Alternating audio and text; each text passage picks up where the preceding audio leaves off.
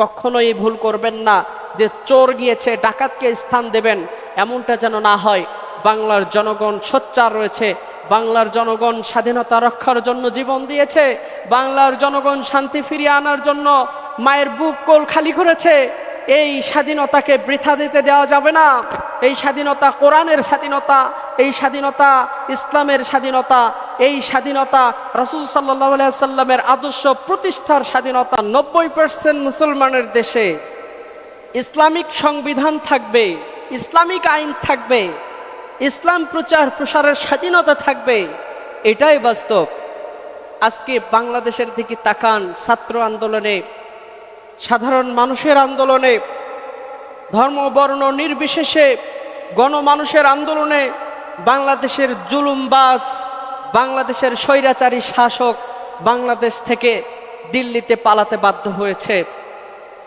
আজকে আমরা এই দেশটাকে এমনভাবে সাজাতে চাই যেভাবে সাজালে ওমরের শাসনের কথা মনে হবে, এমনভাবে এই দেশটাকে সাজাতে চাই হযরত আবু বকর সিদ্দিক রাদিয়াল্লাহু তাআলা আনহুর শাসনামলের কথা মনে হবে। এই দেশটাকে এমনভাবে সাজাতে চাই যেভাবে সাজালে প্রত্যেকটা মানুষ ঘরের দরজা খুলে রাত্রিবেলা নিশ্চিন্তায় ঘুমাতে পারবে। আর সেজন্য দরকার ইসলামিক আইন, সেজন্য দরকার ইসলামিক জীবন ব্যবস্থা, এই জন্য দরকার ইসলামিক শাসন ব্যবস্থা। তাই আমি বিশেষভাবে অনুরোধ করব, বাংলাদেশের ক্ষমতায় এমন কাউকে নির্বাচিত করেন যারা ইসলামকে বোঝে, যারা শান্তির শৃঙ্খল বোঝে, যারা আল্লাহর আইনকে বোঝে। আলহামদুলিল্লাহ, এমন যোগ্য ব্যক্তিরাও যদি ধর্মমন্ত্রীর দায়িত্বটা পায়, অন্ততপক্ষে আমরা আশা রাখি বাংলাদেশে স্বাধীনভাবে ইসলামের কথাগুলো বুক ফুলে বলা যাবে। বাংলাদেশে ইসলামের কথা, কোরআনের কথা মুখ খুলে বলা যাবে।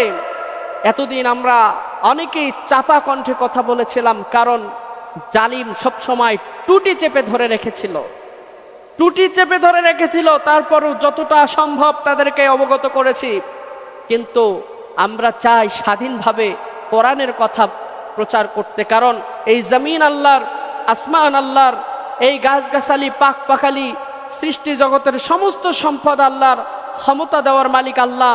অত ইজ্জু মাংতাশা অত জিল্লু মাংতাশা, সম্মান দেওয়ার মালিক আল্লাহ, সম্মান কেড়ে নেওয়ার মালিক আল্লাহ।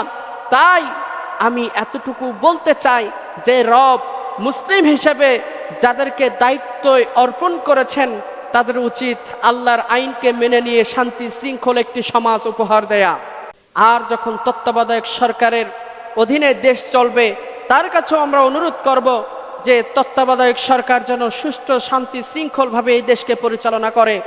আর যখন কিছুদিন পর নির্বাচনের সময় আসবে, তখন যেন সবাই স্বাধীনভাবে স্বাধীন দেশে তাদের নির্বাচনী প্রচারণা করতে পারে।